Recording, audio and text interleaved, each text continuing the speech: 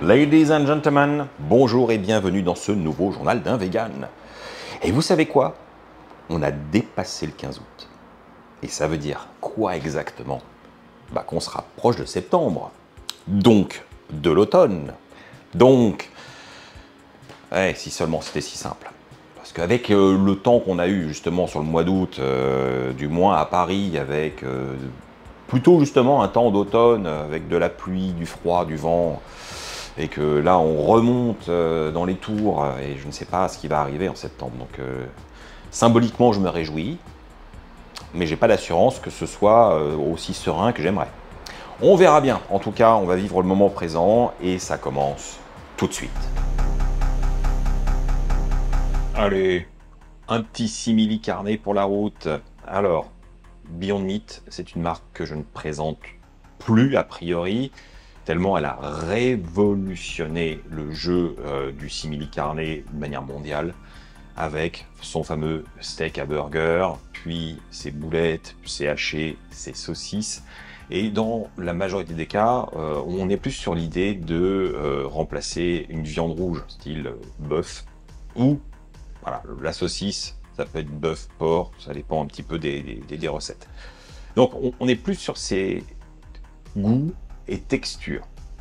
Eh bien, Beyond Meat s'attaque maintenant au simili poulet avec le grand classique du genre, j'ai nommé les nuggets. Oui, bon, alors, d'accord, sur le papier, c'est clairement pas une innovation de fou, une grande originalité, puisque quasiment toutes les marques de simili carnet, depuis que le mot simili carnet existe, font des nuggets. Voilà, donc c'est un classique. Alors, est-ce que c'est du coup un incontournable à absolument mettre dans son catalogue?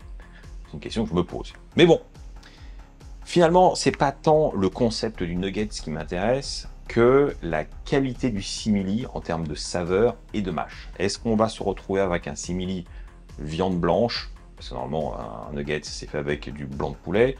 Est-ce qu'on va se retrouver avec ce genre de mâche, avec ce genre de texture, ou est-ce qu'on a autre chose? Je ne sais pas. Et pour répondre à cette question, il n'y a qu'une seule solution, les préparer. Alors bon, vous pouvez les faire cuire à la friteuse, parce que ce sera certainement avec un meilleur résultat dans un bain d'huile, mais ce que je ne vais pas faire. Au four, oui, bon, ok, mais je trouve que ça sèche généralement. Je vais rester sur la poêle avec un petit peu d'huile. Ce sera juste l'entre-deux pour garder de la tendresse intérieure et du croustillant à l'extérieur, je pense. Alors, on nous dit quand même que on a 15 grammes de protéines pour 100 grammes. Et il y a 200 grammes. On est deux, c'est parti pour 15 grammes de protéines par personne. Et oui. Et pour ceux qui se demandent quel est le type de protéines employées pour ces nuggets, eh bien, on est sur un mélange de protéines de blé et de protéines de fèves. Voilà, voilà. Allez, je cuis. Bon, jusque-là, ça a l'air de bien se passer. Allez. On retourne tout ça. Et on continue. Nous y voilà donc. C'est l'heure de vérité. Alors oui, ils sont un petit peu marqués sur la surface. Mais ça va, ils auront l'air bien croustillants. Test.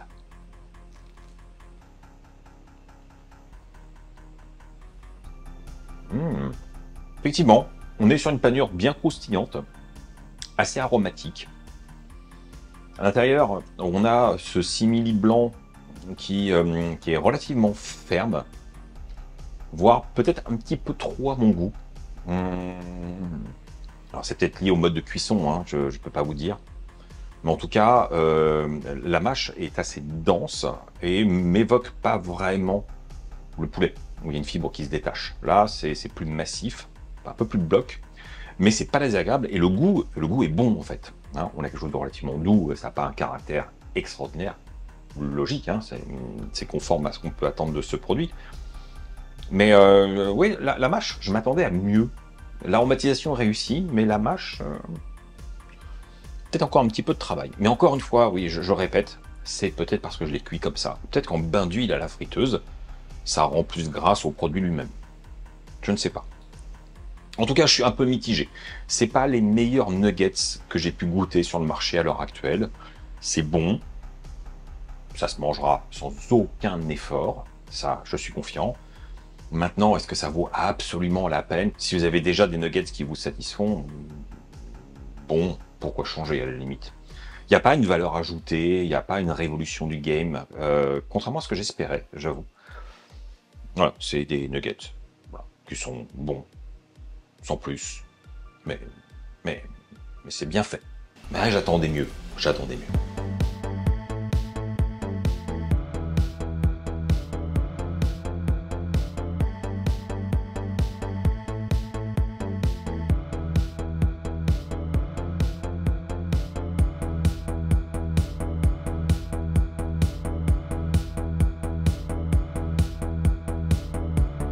Chers amis, une nouvelle semaine, un nouvel établissement. Et là, le terme n'est vraiment pas abusif puisque nous sommes chez Faubourg d'Aimant et ça fait exactement une semaine que c'est ouvert. Donc autant vous dire qu'on est dans l'extrême fraîcheur. Alors, là, on est dans une soft opening, comme on dit dans le milieu, à savoir que les horaires pendant le mois d'août ne sont pas définitifs. Ils attendent la rentrée de septembre pour pouvoir ouvrir aussi le midi. Donc pour l'instant, ce n'est ouvert que le soir et aussi le week-end pour les brunchs. Mais ça, c'est une autre histoire. C'est le soir, l'ambiance est feutrée, il y a un charme particulier, une ambiance qui se dégage. Et j'avoue que je suis déjà convaincu. J'espère que ça va se confirmer dans l'assiette.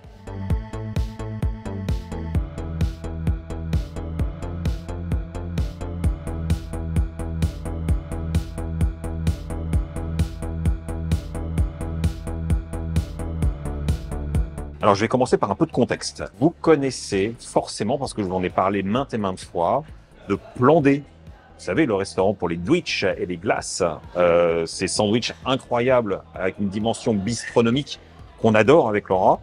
Et eh bien, Plan D, c'est la même équipe que Faubourg d'Aimant.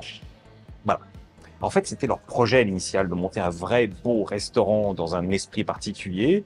Et faute de trouver tous les éléments les plus adéquats pour mener leur projet à bien, conformément à leurs idées, ils ont préféré ouvrir quelque chose de plus modeste, de différent, comme Plan D, pour un côté street food un petit peu plus chic. Et ça y est, le rêve devient réalité. C'est leur second bébé, mais c'était leur première idée. Mais bon, voilà, je connais un petit peu les coulisses.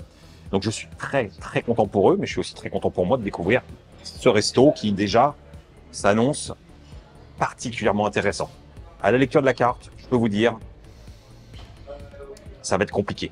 Ce qui est génial, franchement, c'est qu'il y a déjà un cadre qui fait très fin 19e, début 20e siècle, dans le choix de tous les éléments visuels. Alors, c'est pas un petit musée, un truc un peu maladroit qui reconstitue quelque chose, mais il y a un esprit qui se dégage. On voit que toutes les petites pièces de décoration ont été chinées pour créer vraiment un univers. C'est assez agréable à regarder quand on aime justement ce côté très rétro. Et à la fois, c'est très contemporain. J'aime beaucoup l'équilibre.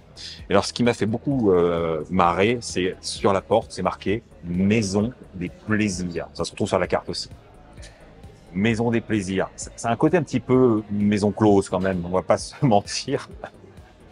Et ça se confirme un peu parce que je viens de lire la carte des cocktails et ce ne sont que des noms de courtisanes de la même période. Voilà, il y a un petit biais culturel, ça me plaît.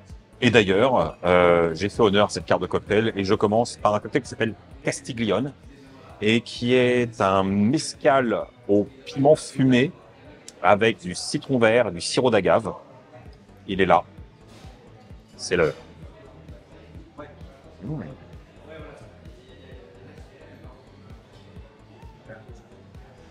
Waouh! Wow! Là, on est vraiment sur une note fumée assez intense, avec juste ce qu'il faut de sucrosité, l'acidité qui est bien, et la note de piment qui chauffe bien à la bouche. Ah, j'adore. Excellent choix. Il y a plusieurs autres cocktails qui me plaisaient bien d'ailleurs, hein, mais celui-là, quand il y a du piment, moi je suis client, vous le savez. Alors, nous avons passé commande et nous sommes servis. Alors, l'idée, quelque part, c'est d'avoir plutôt des plats un peu à partager. Il y a des assiettes plus conséquentes que d'autres. Il suffit de regarder sur la carte, hein, tout simplement. Vous avez une section pour la table, où là, c'est très clairement à partager. Ensuite, vous avez les assiettes qui sont un peu plus imposantes. Et vous avez aussi des accompagnements en plus. Et dans les catégories, vous avez différents trucs, des spécialités de la maison, le playful et réconfortante et les délicates. Donc, voilà, c'est des univers différents.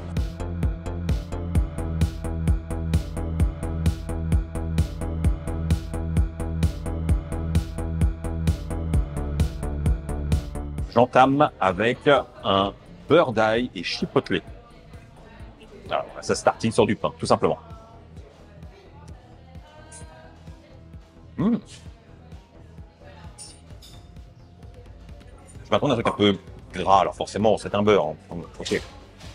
Mais c'est assez nuageux, c'est onctueux en bouche. Il y a- Là, il n'est pas ultra dominant, mais on a la touche de chipotle derrière qui revient. C'est très très bon. C'est la première fois que je mange un truc comme ça. Bah, je trouve ça original, avec un vrai caractère, une vraie identité. Ça commence bien. Je vais passer à présent à la pomme dauphine au caviar. Végétal, hein, bien sûr. Magnifique. Je vais en faire qu'une bouchée.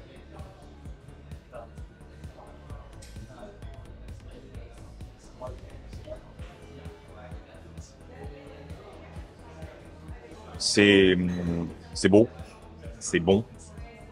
La pomme dauphine, c'est un truc que j'adorais. Alors, vous ne le savez peut-être pas, mais une pomme dauphine traditionnelle, il y a de l'œuf dedans. Donc, c'est comme un challenge de réussir à faire une pomme dauphine végétale. Alors, le caviar, en fait, c'est une note d'algue qui donne un côté un peu iodé, profond. Et il y a une petite sauce avec un côté aneth, citron vert. C'est très frais. C'est très fin. Et ça fait plaisir. Allez, la suite. Je passe au guacamole de brocoli. Ouais. Déjà, je suis assez bluffé de voir le côté crémeux de la texture. Je m'attendais avec un truc avec un peu plus de grain. Alors, ça a l'air hyper lisse. Et servi avec des petits morceaux de focaccia.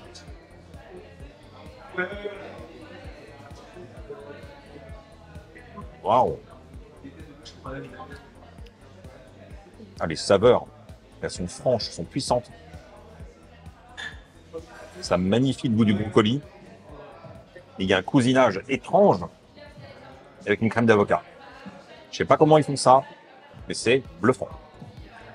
Il y a vraiment une fusion entre les deux identités. Eh oui, ça ne s'arrête pas. Et tant mieux, j'ai pas envie que ça s'arrête parce que c'est vraiment beaucoup de plaisir, croyez-moi.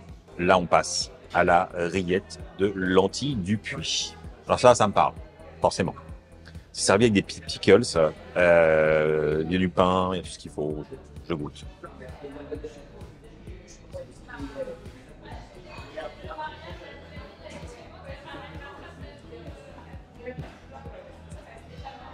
Bah ouais. Il y a vraiment une super texture sur la rillette. On a le goût de la lentille du Puy, elle est là. Mais elle est travaillée de manière vraiment terroir. Il y a un côté charcutier, il y a un côté un peu pâté. J'aime bien parce qu'il y a un côté à la fois rustique, mais aussi très fin. Très bel équilibre. Bon, c'est un bon choix.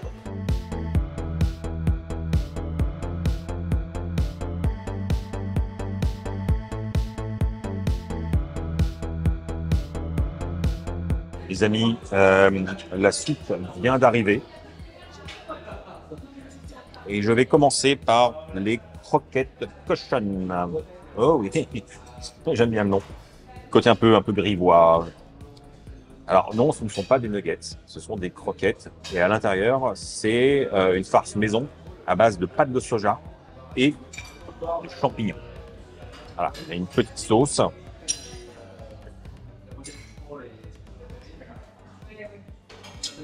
Mmh. Oh,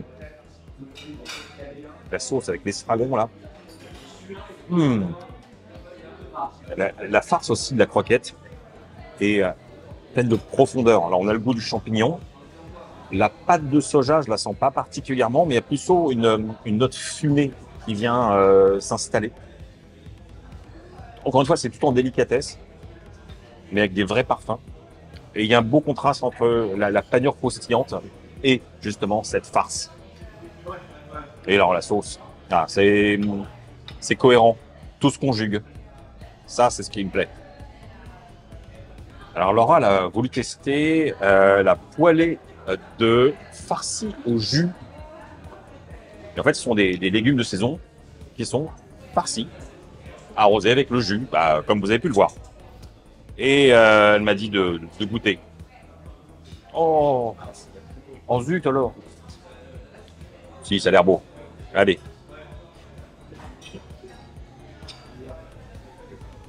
Mmh.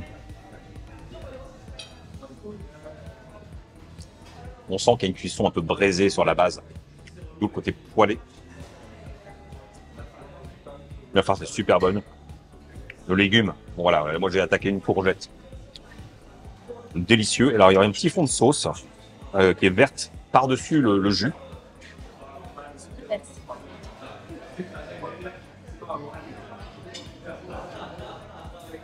Ok. Et c'est que des légumes. Mais alors, comme dirait l'autre, des légumes comme ça, je veux bien en manger tous les jours. Je poursuis. Maintenant, je passe aux carottes sauce barbecue. Là, j'ai vraiment une belle carotte entière travaillée. On voit que les fans de carottes ont été aussi travaillés. Alors, c'est nappé avec une sauce barbecue maison, mais pas que. Il y a une base de ricotta d'amande. Il y a une réduction de jus de carotte et aussi du sésame noir. Donc, bref, vous avez compris, il devrait y avoir pas mal de saveurs.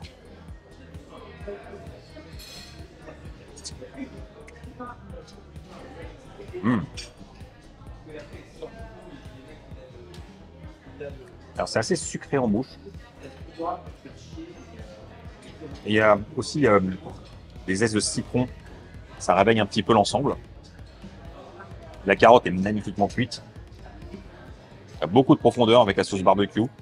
Et alors la fameuse ricotta.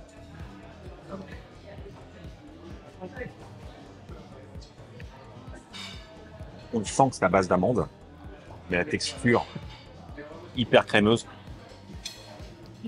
C'est un beau petit plat. Bon, voilà.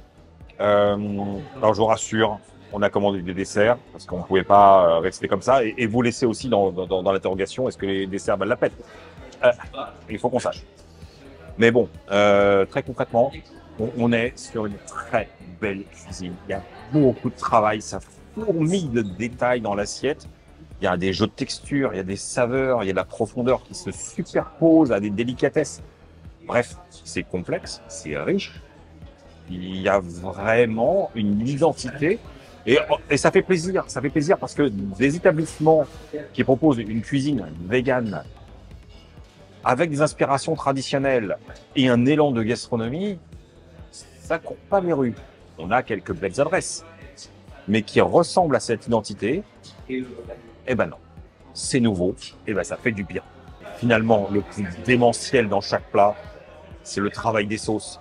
C'est ça l'esprit de la cuisine française. Et là, on le retrouve complètement. J'adore. Je vous fais une petite aparté hein, pendant qu'on attend nos desserts. Je bois de l'eau. Oui, mais de l'eau pétillante. Et franchement, ça, c'est un détail que j'adore. Quand dans un restaurant, on vous propose de l'eau plate ou de l'eau pétillante, à la carafe. De l'eau pétillante carafe. Voilà. Donc, on a quand même 2 bouteilles d'eau sur la table. Une plate pour Laura, une eau pétillante pour moi. Ça fait plaisir.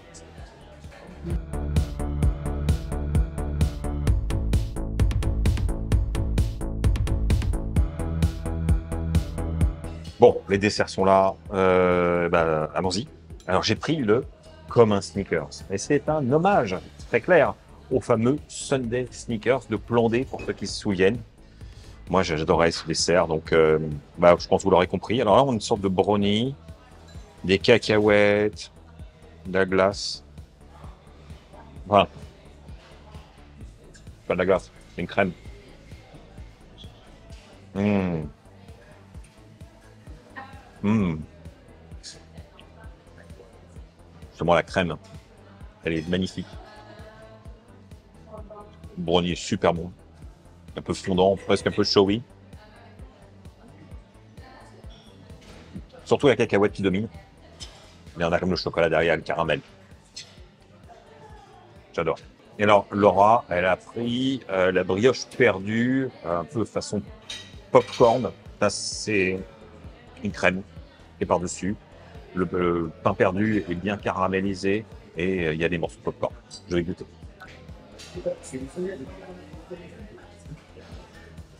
Hmm. C'est gourmand, hein. La crème est super légère, un petit peu gras sur le palais, bien parfumé. La brioche perdue est très réussie. Hmm. On est bien là. Voilà les amis, c'était un magnifique dîner à partager. Voilà, on est bien, on est heureux. Ça fait super plaisir de voir une adresse comme ça débarquer sur Paris. Ça fait du bien, ça fait du bien. Alors, la grande conclusion, c'est que il n'y avait pas de fausses notes. Tout était bon. Il y a un vrai travail de recherche culinaire. C'est élégamment présenté, mais sans chichi. Le service, c'est impeccable. L'ambiance est super chouette. Après, tout ça, oui, ça a un prix. Il va falloir que vous comptiez à peu près 50 € par tête en moyenne pour avoir un repas complet. Et salez-vous, salez-vous. Je sais, certains vont me dire que c'est pas pour toutes les bourses, mais effectivement, il y a des restos pour toutes les bourses. Et là, c'est justement le genre d'endroit où on a envie de venir pour fêter quelque chose, peut-être pour un moment un peu privilégié, ou simplement quand on a les moyens, on peut se faire plaisir plus souvent. Il n'y a pas de problème là-dessus. En tout cas, moi, je vous invite sincèrement à venir tester. Vous ne le regrettez pas, c'est une super expérience. Alors les amis, cette semaine, je vous propose un sujet assez léger, somme toute. Et je trouvais ça un peu amusant parce que, oui, je sais, certains d'entre vous aimeraient en savoir davantage sur ma petite personne. Alors c'est vrai que d'un côté naturel, j'ai pas tendance à me livrer publiquement dans le détail parce que c'est plutôt mon sujet qui est important, c'est pas moi. Mais bon, je me suis décidé à me prêter un petit exercice, c'est-à-dire vous révéler 10 choses que vous ignorez sur moi et qui vous permettront d'en savoir plus. Première révélation, je ne sais pas nager. Alors ça peut peut-être vous surprendre de nos jours que quelqu'un ne sache pas nager, mais j'ai de bonnes raisons à ça. La première, la plus évidente, c'est qu'en tant qu'enfant, j'étais allergique au chlore. Et habitant Paris, vous imaginez bien que toutes les piscines étant heureusement traitées, eh bien, je me retrouvais avec des plaques d'eczéma sur le corps à cause de la piscine. Ce qui fait que j'ai très rapidement été exempté de cours de piscine quand j'étais enfant à l'école. Et voilà, donc à partir de là, ça a un peu coupé mes élans, sachant que naturellement, je n'ai aucune attraction envers l'eau. C'est pas un élément dans lequel je me sens bien, c'est pas un élément qui me plaît. Voilà, j'ai pas du tout la culture de la baignade. Même juste barboter, c'est pas un truc qui me plaît. Ça ne m'intéresse juste pas. Donc ça ne me manque pas. Je n'ai pas une frustration de dire ah, si seulement je savais nager, je pourrais aller dans la mer. Non, je n'aime pas la mer non plus. Et c'est pas lié au fait que je ne sache pas nager, parce que je n'ai pas peur de l'eau non plus. C'est juste que voilà, j'ai pas d'attrait. Et comme je n'ai pas la connaissance pour être à l'aise non plus, autant dire que j'évite soigneusement. Deuxième révélation, je n'ai pas de permis de conduire. Ça aussi, ça surprend quand je le dis, parce que la majorité des gens ont un permis de conduire, même s'ils ne conduisent pas. Et alors, pour tout vous dire, j'ai déjà passé un permis de conduire quand j'étais beaucoup plus jeune. Vous savez, c'était un peu la tradition dans les familles. Souvent, les parents ou les grands-parents offraient les cours de conduite quand on a 18 ans pour qu'on puisse apprendre rapidement à conduire. Et c'est ce que ma grand-mère avait fait. Et j'ai suivi assidûment mes cours de conduite, mes cours de code. Et j'ai joué de malchance. Parce que déjà, bon, ça ne m'intéressait pas. J'ai toujours détesté les voitures. Donc, je n'avais pas d'attraction particulière envers ça. Je le faisais parce que Oui, c'était offert et on me faisait bien comprendre que bah, ce serait quand même bien d'avoir le permis juste au cas où. Et j'ai mis toutes les chances de mon côté. J'étais très assidu. J'allais suivre les cours de code quasiment tous les jours. C'était limité. Je faisais mes cours de conduite très consciencieusement. J'ai eu mon code à l'époque. J'ai fait une faute. Ou je ne sais pas, puisqu'à l'époque non plus, on ne savait pas quelles étaient les corrections. Je ne sais pas si c'est pareil aujourd'hui, parce que ça a beaucoup évolué. Et par contre, pour la conduite, j'ai été recalé une première fois pour une raison très banale. Je ne sais même plus ce que c'était, mais enfin, c'était a priori, avec le recul, pas éliminatoire. Et à la conclusion de ça, on m'a dit bah, il va falloir reprendre des cours de conduite et repasser le permis. Ce que j'ai fait. Donc il a fallu rajouter de l'argent que mes parents ont mis. Et je suis retombé sur le même inspecteur qui, à nouveau, m'a recalé pour encore une raison un peu limite, quoi. Enfin, voilà. C'était pas, il n'y a pas de faute. Et à l'époque, en plus, c'était moins sévère qu'aujourd'hui. Donc, bah, on va dire clairement, ça m'a gonflé. Et j'ai dit, si c'est comme ça, je trouve que l'examen est injuste, ça m'intéresse pas suffisamment pour que je persévère, ça devient vite un gouffre financier, même si c'était pas de ma poche, j'ai comme du respect pour ceux qui mettent de l'argent dans ce genre de choses. Je dis non, on arrête, je m'en moque, j'en ai assez. Donc je n'ai jamais repassé mon permis de conduire. Voilà l'histoire. Et c'est sans regret, c'est sans regret. Parce que je rappelle aussi que je suis parisien, et à Paris, avoir une voiture, ça ne sert strictement à rien. C'est même plutôt un non-sens. Avec le réseau de transport en commun et la taille de la ville où on peut franchement tout faire à pied, la voiture, je vois pas l'intérêt. Ah oui, j'ai failli oublier un petit détail par rapport à l'auto-école.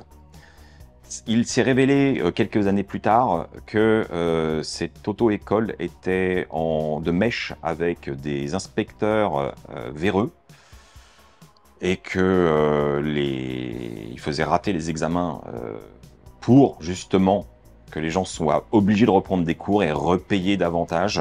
Et je pense qu'il y avait des bacs chiches qui étaient reversés. Bref, on a été victime d'une arnaque organisée. Troisième grand secret, je dors complètement nu. Et la première chose que je fais le matin, avant même de mettre un caleçon ou un peignoir, c'est mettre mon Apple Watch. Alors oui, vous allez me dire, mais qu'est-ce que c'est que ce délire? Bon, déjà, on est nombreux à dormir nus. J'aime pas du tout être enserré dans une tenue nuit. Je vois pas trop l'intérêt. J'ai pas particulièrement froid la nuit. Au contraire, je suis plutôt tempéré.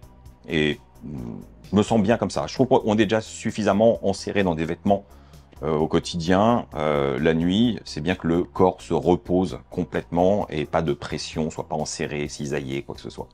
Donc pour moi, c'est aussi important de respecter ce moment où je mets mon corps au repos complètement.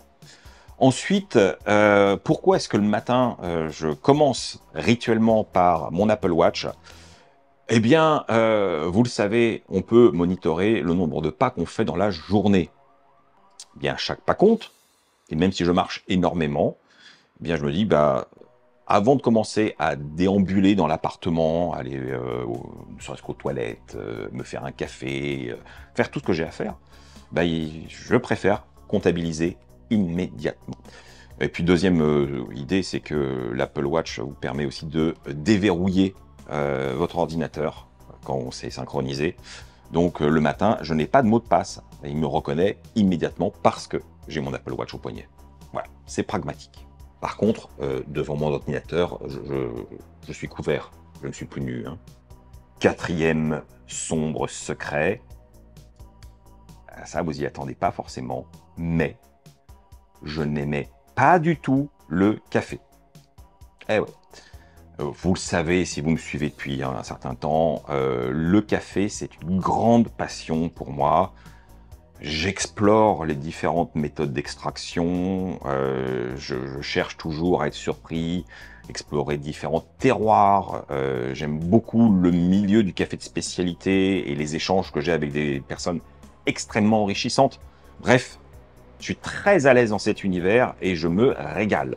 Pourtant, ça n'a pas toujours été le cas, mais parce que justement, il y a un monde qui sépare l'univers du café de spécialité et celui de commodité. Alors ce qu'on appelle le café de commodité, encore une fois, c'est le café de supermarché, c'est les grandes marques que vous achetez dans des sacs moulus, voilà, le truc standard, avec plein de grandes marques, plus ou moins chères, ou même, ne serait-ce que les dosettes pour les machines, les capsules pour les machines Nespresso, etc. Tout ça, c'est du café de commodité.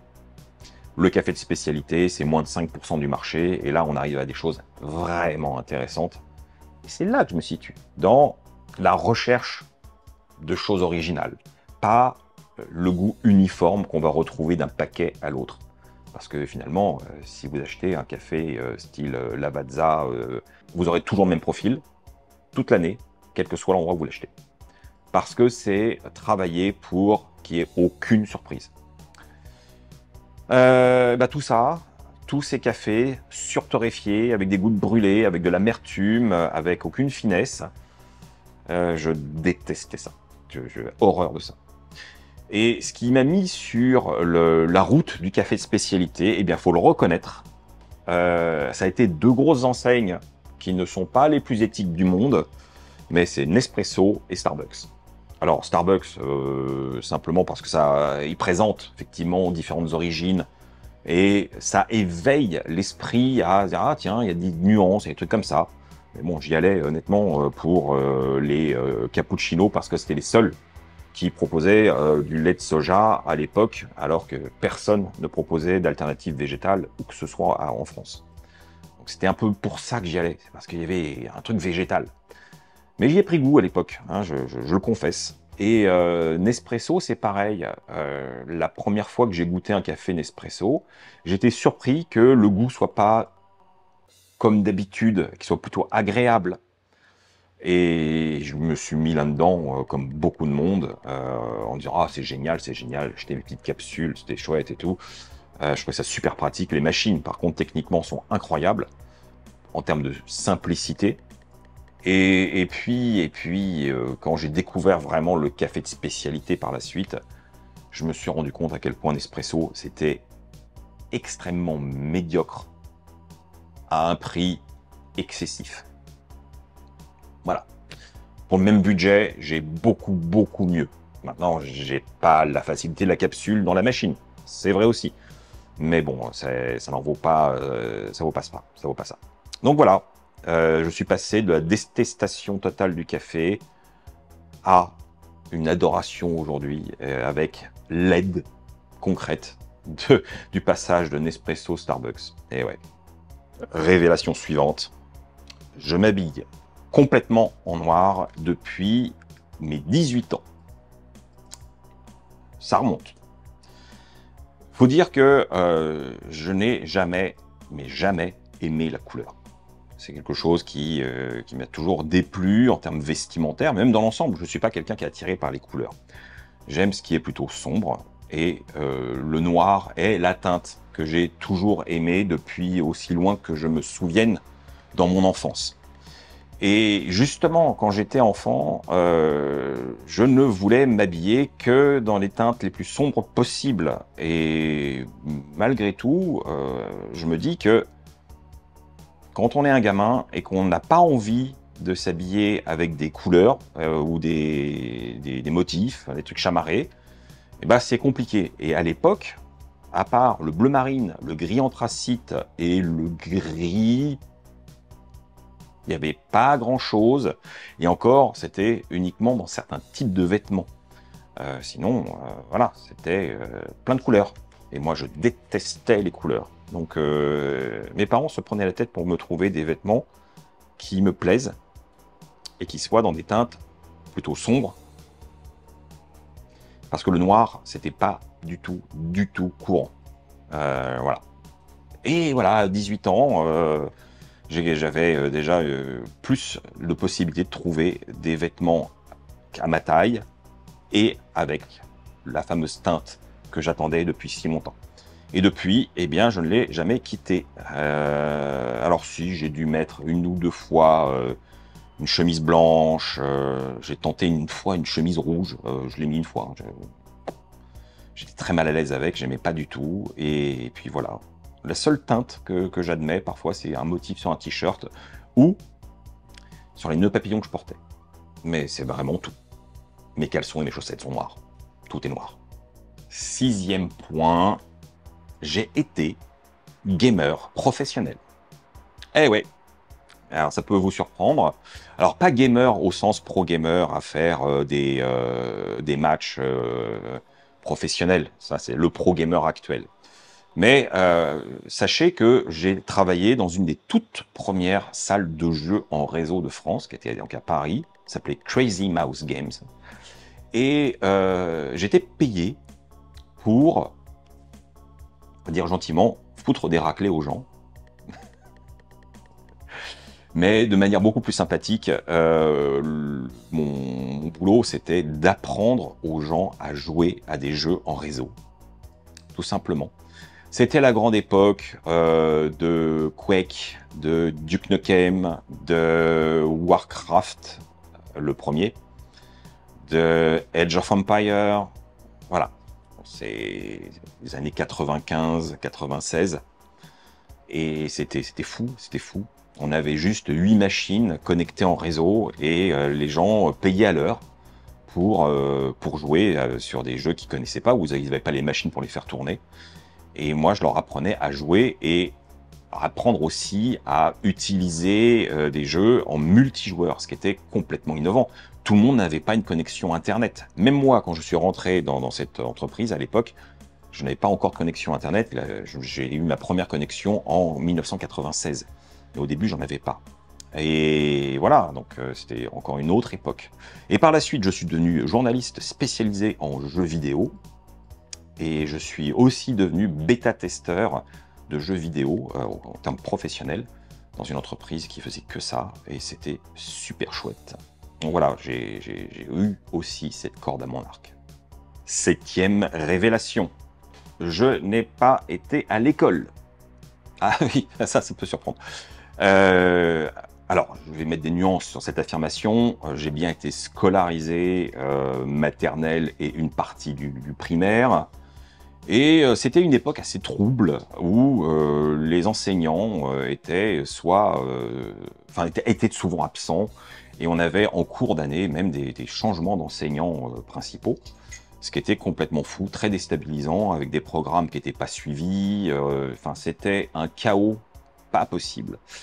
Et eh bien, à l'époque, mes parents ont décidé, avec d'autres parents, de nous retirer. Voilà, de nous retirer de l'école en disant puisque l'éducation nationale ne peut pas assumer sa mission, eh bien on va trouver une autre solution. Parce qu'il faut savoir un truc, c'est que la loi dit que l'instruction est obligatoire, pas l'école. Ça a peut-être été modifié depuis, hein, mais c'était très clair. Donc il n'y avait absolument rien d'illégal d'être déscolarisé tant que les enfants recevaient une instruction. Dans un premier temps, ça a été assumé par les différents parents. On était un groupe d'enfants qui allaient chez les différents parents qui avaient plus ou moins de facilité sur différentes matières. Donc on gardait un lien social, une diversité, et c'était vraiment très très chouette.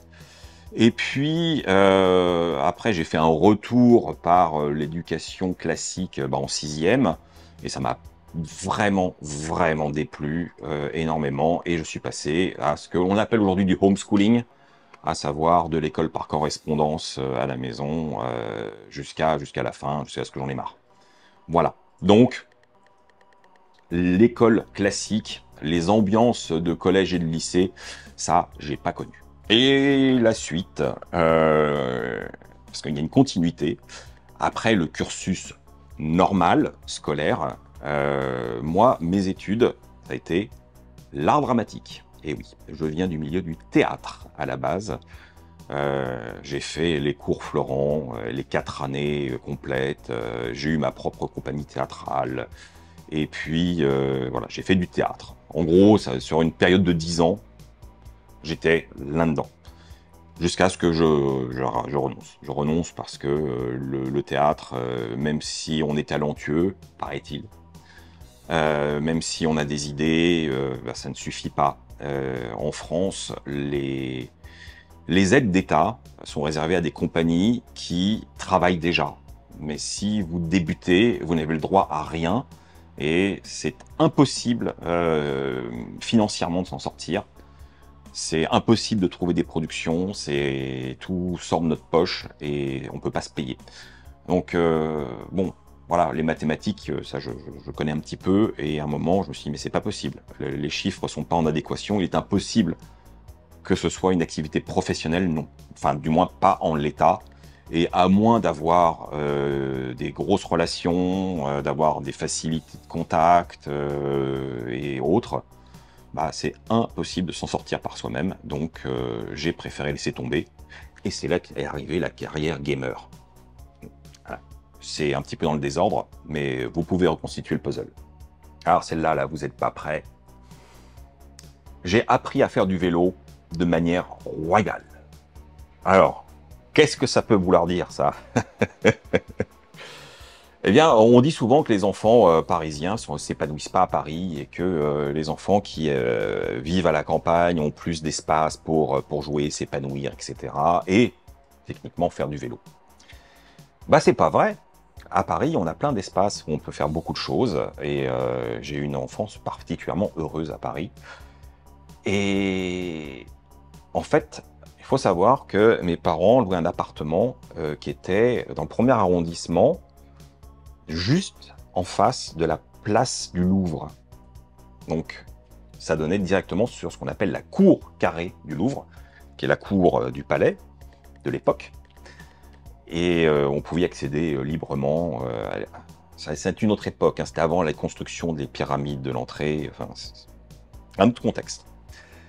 Et ben, c'était un espace où il n'y avait pas de voiture, où on pouvait être tranquille. Et mes parents m'ont appris à faire du vélo dans cette cour carrée du Louvre. C'est quand même un peu la classe, je trouve. Tout le monde ne peut pas se vanter d'avoir fait ça, n'est-ce pas? 10e et dernier secret. Alors vous le savez peut-être, je m'intéresse à des sujets liés à l'ésotérisme, au mystère, à l'occultisme, aux différents mythes, différentes traditions spirituelles. Et depuis de très très nombreuses années, je vous ai déjà même partagé différentes chaînes YouTube qui traitent de ce sujet, parce que je trouve que c'est un univers qui est passionnant, extrêmement riche, et qui peut nous faire mieux comprendre des choses de notre réalité, de notre quotidien, sur un point de vue strictement culturel et historique. Rien que ça, c'est déjà incroyable. Et il fut un temps où je lisais les cartes.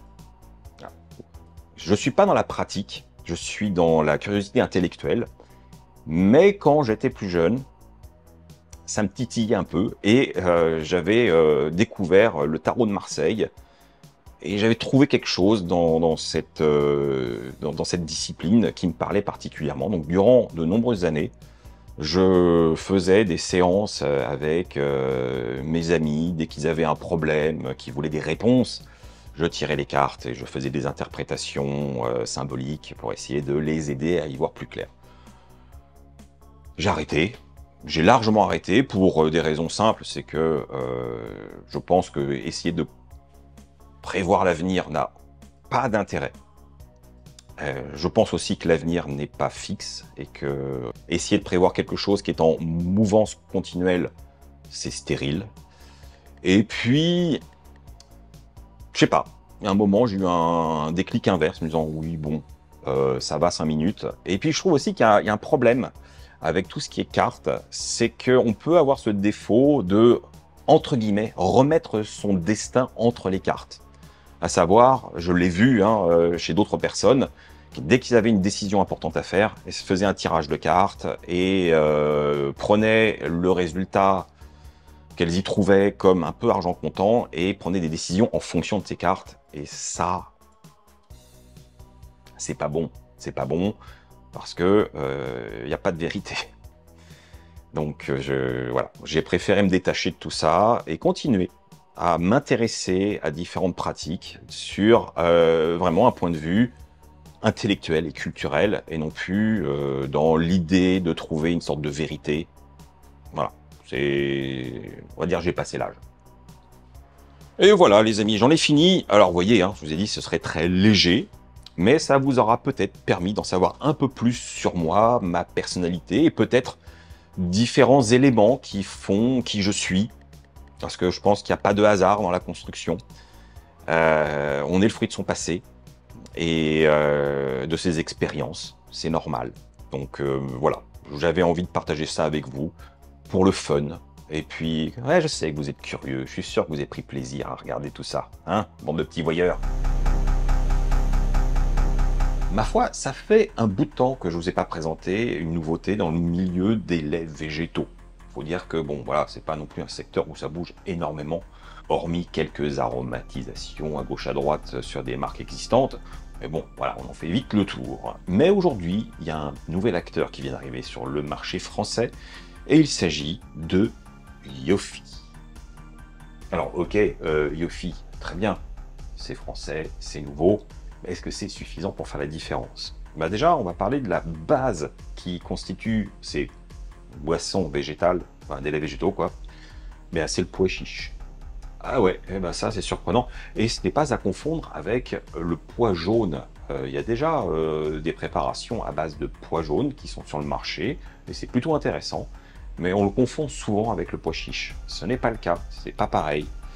Et voilà, là, on est sur une base de pois chiche. Alors, dans les deux propositions que j'ai entre les mains, il y en a un qui est à base de riz et de pois chiche, et l'autre, avoine et pois chiche. Est-ce que c'est bon? Est-ce que le pois chiche apporte quelque chose de plus? Est-ce que ça donne pas un goût parasite?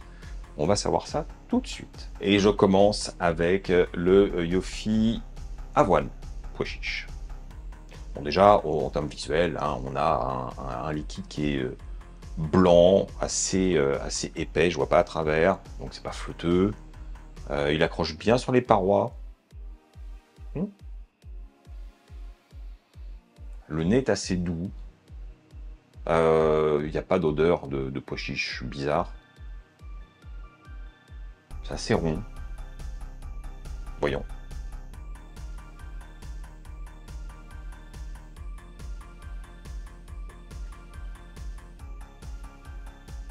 C'est intriguant, c'est intriguant.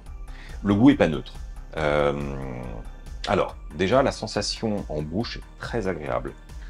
Il y a un côté presque un peu crémeux. Alors, c'est fluide, hein, on est vraiment sur un liquide, mais vous voyez, cette sensation, c'est pas aqueux, on sent que c'est un peu riche.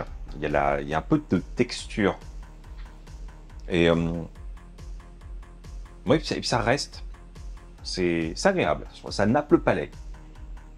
En termes de parfum, on a une attaque qui effectivement fait penser à un lait d'avoine un peu plus léger.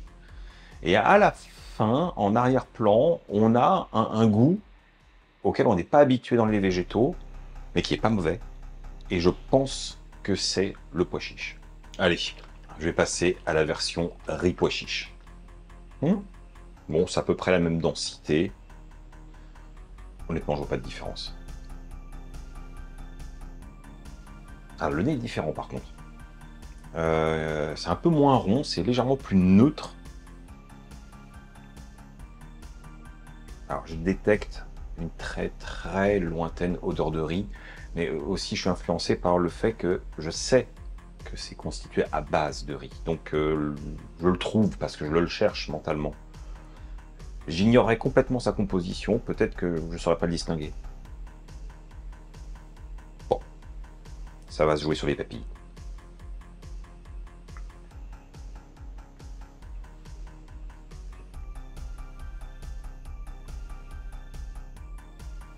J'ai jamais bu un lait végétal comme ça, hein, pour les deux d'ailleurs.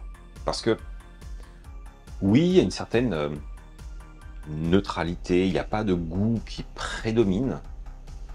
C'est atypique, et à la fois c'est un certain caractère. Et c'est pas déplaisant, c'est pas déplaisant. Alors, Déjà, si vous connaissez le lait de riz habituel, vous savez qu'il y a comme une certaine sucrosité générale qui se dégage des laits de riz et ils sont assez aqueux en termes de texture. Et là, c'est pas du tout le cas. On garde ce côté un peu fluide crémeux et la sucrosité est largement moindre. Ça reste rond, agréable, mais voilà, on sent pas le côté vraiment sucré, intense. Parce que ça, c'est un des défauts que je trouve avec le lait de riz classique, c'est que c'est beaucoup trop sucré en bouche, même sans sucre ajouté. Là, c'est pas mal du tout. Euh, pour ce qui est des parfums, on a la note d'un riz type riz rond, sans sel, sans ajout de quoi que ce soit, qui est juste là. Voilà. On n'est pas sur les notes typiques du thaï, du basmati, du Suriname, genre tout ça. Non, c'est les riz blancs neutres. Et derrière, le pois chiche, je trouve qu'il ressort un peu plus qu'avec l'avoine. Il a un caractère plus assumé. Et je suis pas habitué. Alors, est-ce que j'aime ou pas? Ça, c'est une autre question. Eh bien, je suis pas hyper bien placé pour donner un avis le plus objectif, parce que je ne suis pas consommateur de laits végétaux, hormis dans la cuisine, vite fait, ou de temps à autre, un petit flat white ou un cappuccino dans un coffee shop avec un lait d'avoine. Mais c'est tout, je suis vraiment pas pointu dans le domaine. Par contre, Laura, elle, c'est son truc. Ah ça, elle en a goûté du lait végétal de tout genre, de toute marque, venant de plein d'endroits différents. Donc, je lui ai fait goûter les deux laits. Non, vous ne la verrez pas. Elle ne vous donnera pas directement son avis, mais moi, je vais vous le faire. Elle a adoré les deux. Alors, ce qui était intéressant, c'est que elle, en goûtant le lait riz pois chiche, elle a cru que c'était l'avoine. J'ai rien dit. Et quand elle a goûté l'avoine pois chiche, elle a dit d'accord, bon, ça c'est l'avoine parce qu'il y a plus de rondeur, et il y a une note presque un petit peu plus vanillée. Et elle a beaucoup aimé aussi la texture un peu crémeuse sur le palais et sur la langue.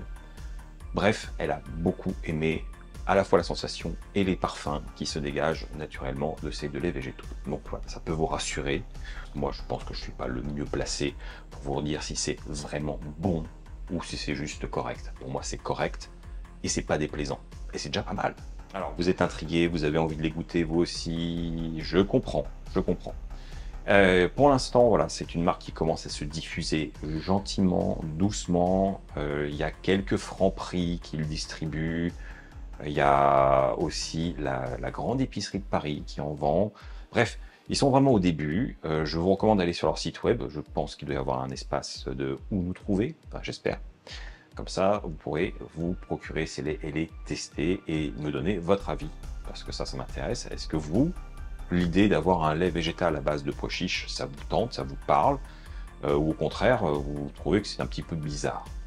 Maintenant, honnêtement, je l'ai goûté. C'est pas bizarre. Ça marche bien. Surprenamment bien, même.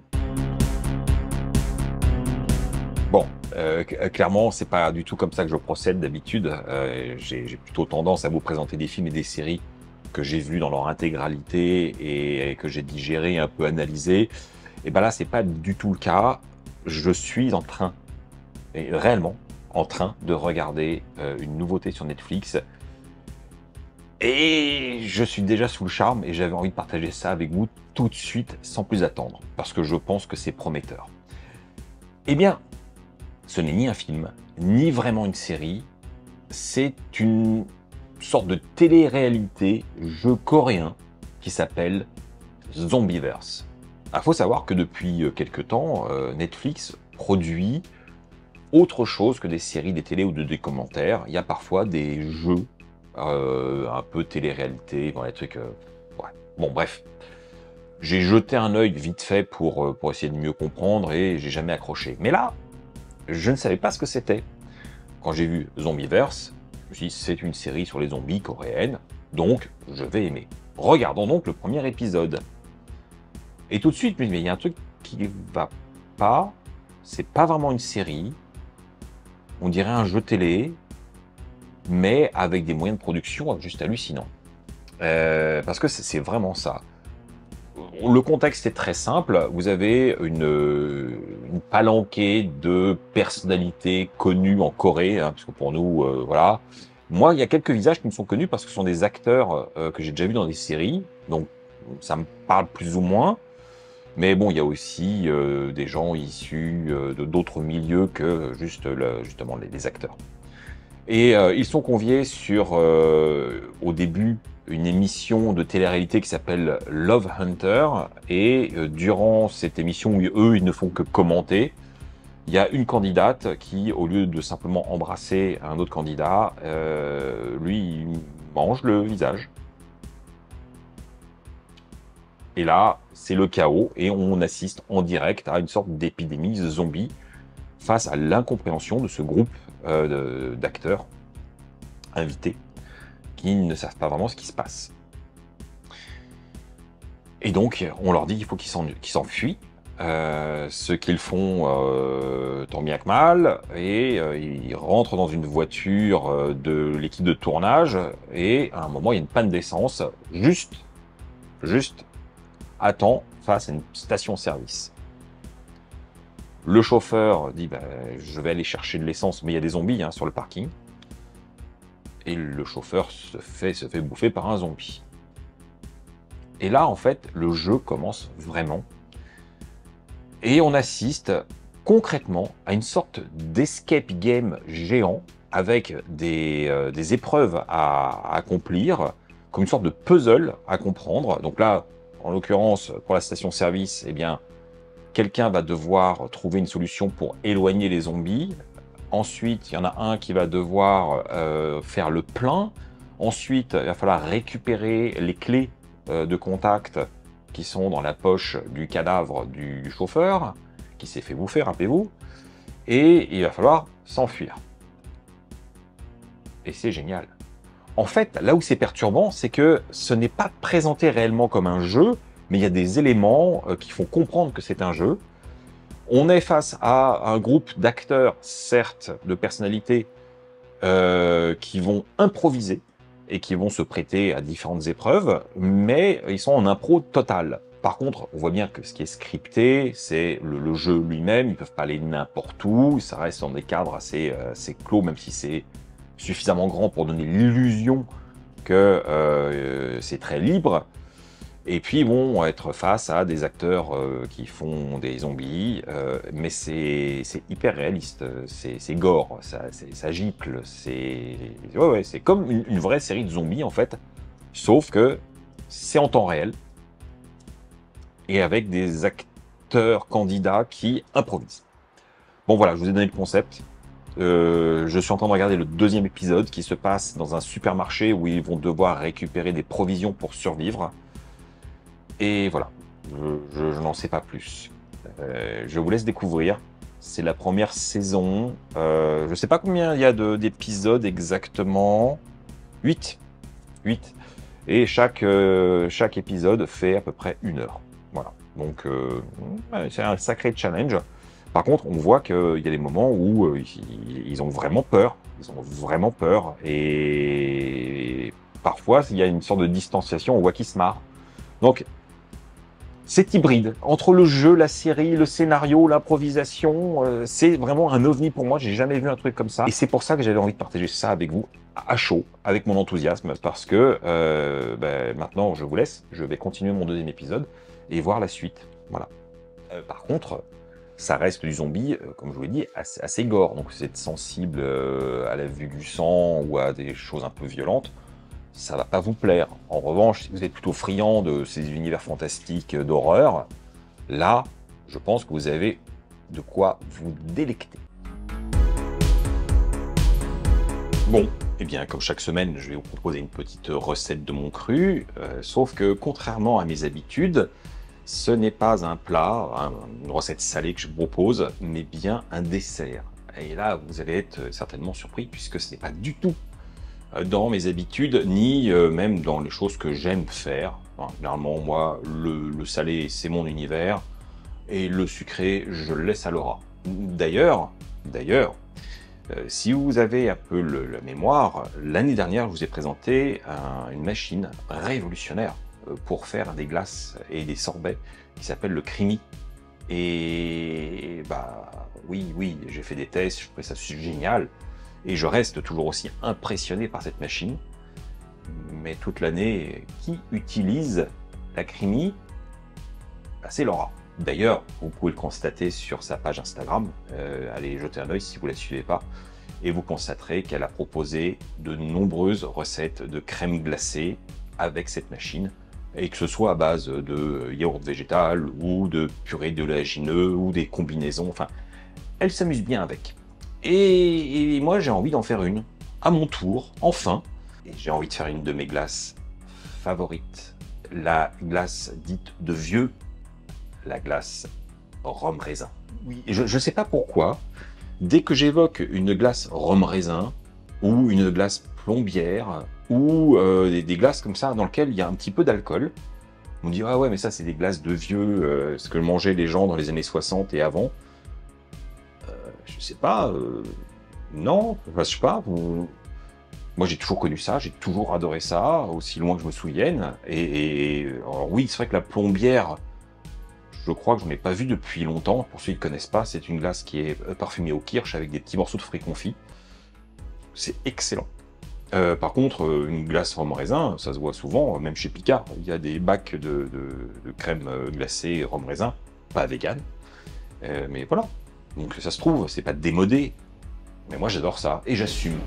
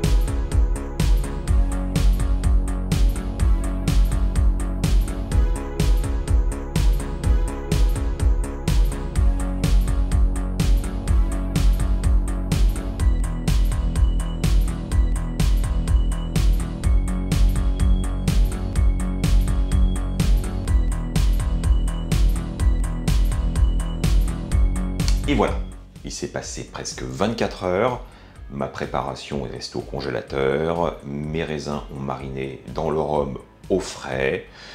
Maintenant, il est temps de passer à la suite et faire notre glace.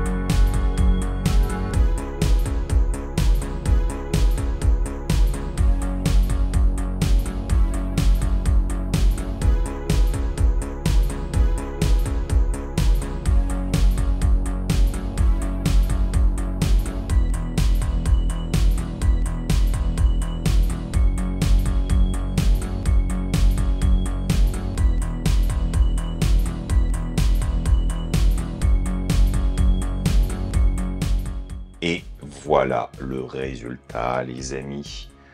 Alors, visuellement, je suis hyper content. Et une fois de plus, cette machine confirme que c'est l'appareil ultime pour les amateurs de glace artisanale. Parce que c'est tellement facile et le résultat est tellement bluffant. C'est même incroyable. Bref, maintenant, il va falloir confirmer les choses en bouche. Et pour la texture, Et pour les saveurs, est-ce que j'ai bien équilibré les choses? Je ne sais pas. Allons-y. Alors déjà, la glace est très crémeuse, onctueuse, mais elle se tient.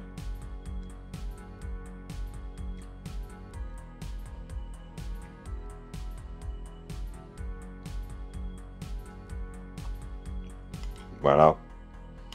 Ok. C'est super bon. Ah, je suis satisfait de moi, là. Franchement, je suis parti un petit peu en expérimental, en me disant, ah, je vais essayer ça, et finalement, ça fonctionne super bien. Déjà, je reviens sur la machine, parce que vous êtes nombreux à m'avoir posé des questions sur cette machine, et certes, j'ai pas de partenariat avec eux, et je sais pas de vous la vendre, mais pour les gens qui cherchent effectivement à avoir quelque chose d'efficace pour pouvoir faire des crèmes glacées ou des sorbets complètement véganes chez eux, je trouve qu'un investissement vaut la peine. Mais quoi qu'il en soit, vous avez vu, j'ai d'abord fait une première fois la glace en bloc dans la machine, le premier spin.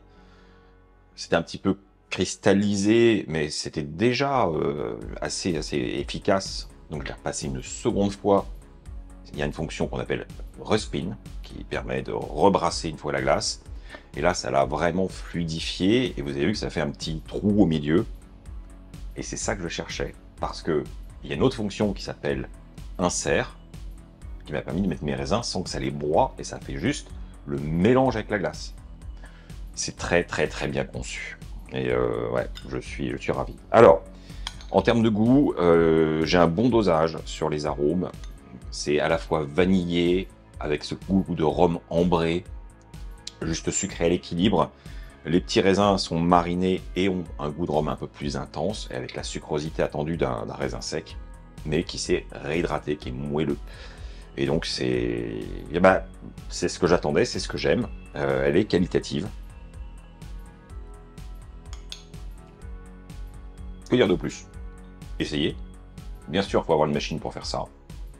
Mais en tout cas, la technique, elle est fiable. Et le résultat, plus que probant. Oh, et puis, le rhum qui a mariné avec les raisins, ne gâchez pas, hein, ça fait un petit rhum arrangé. Donc, pour les amateurs, cheers.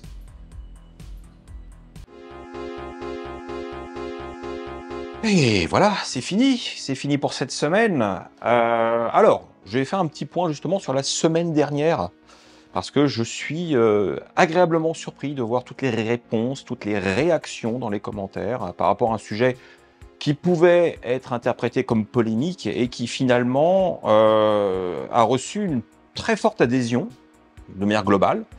Ce qui ne me surprend pas parce que finalement, je ne fais que dérouler des faits vérifiables et logiques. C'est même pas une interprétation personnelle, et je pense que la majorité d'entre vous l'ont bien compris, et que mon message n'est clairement pas de dire ne soyez plus vegan. Au contraire, plus que jamais, il faut persister et rester droit dans ses bottes, croyez-moi. Mais en tout cas, pour ceux qui cherchent des arguments aussi en faveur du véganisme par rapport à des détracteurs, je vous engage vraiment à aller voir sur la chaîne de ma camarade Marie Sweet&Sour, qui pendant l'été a fait une petite série, elle continue d'ailleurs, sur justement différents arguments et comment y répondre. C'est très chouette, c'est très sympa, c'est une petite vidéo de 10 minutes, pas plus.